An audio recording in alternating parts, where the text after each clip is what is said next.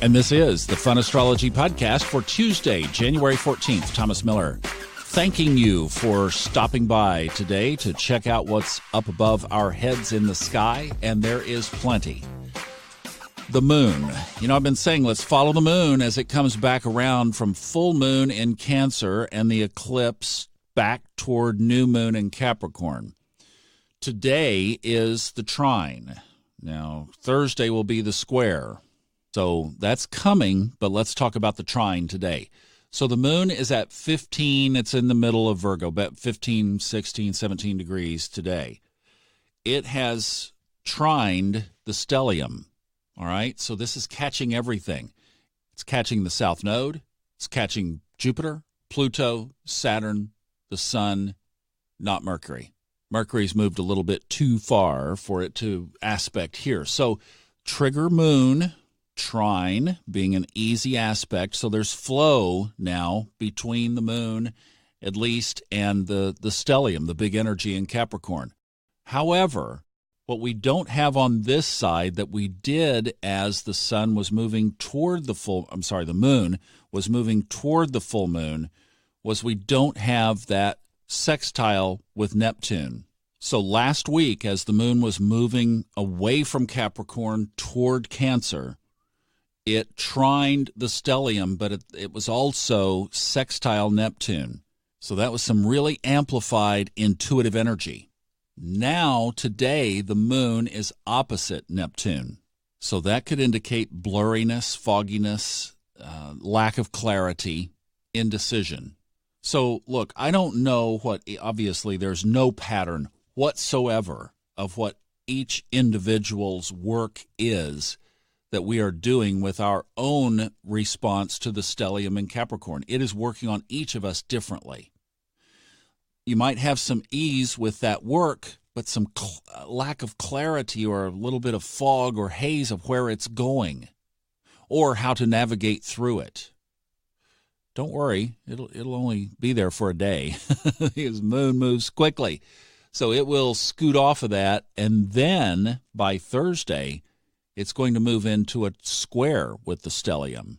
A lot of astrologers that I've been reading were saying, and I'm not a predictive person to this extent, from listening to this, I'm not, but a lot of people were just saying, watch what happens when the moon circles back around, and particularly with a focus on that square.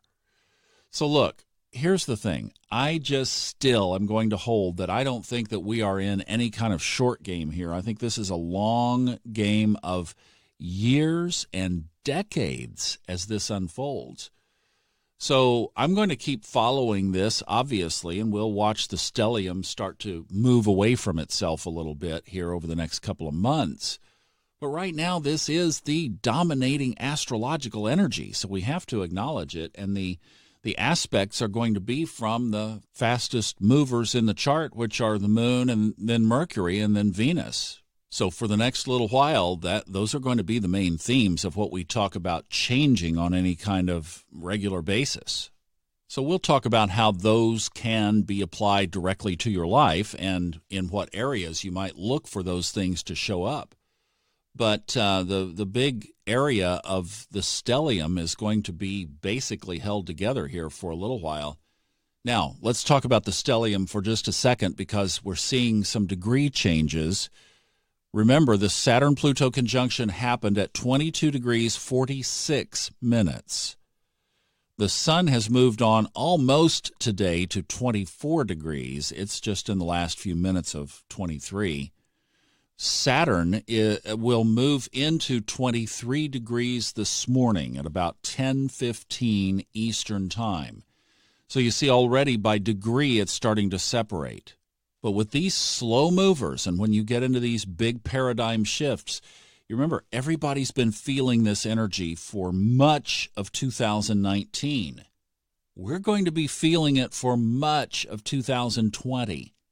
So just the fact that some planet or energy has moved a degree on the chart with this formation doesn't make any difference. It really does not matter that much at all. We are still very much in this and will be in this, even as Saturn moves into Aquarius and knocks on that door, and then it goes into retrograde and turns back around and moves back into Capricorn. I mean, we're just not getting away from it. We're not getting away too far away from this dynamic for quite a while. So this is going to be in our space.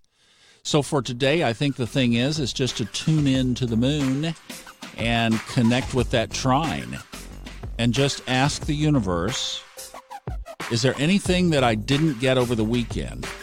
Or is there anything I've missed? Or is there anything that you still have to show me? My eyes and ears and heart and soul are open, receptive, willing and compliant to do whatever work we need to do.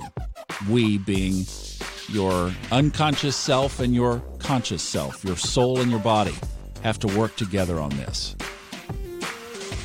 All right, I will see you tomorrow. Have a great Tuesday. Ciao, ciao.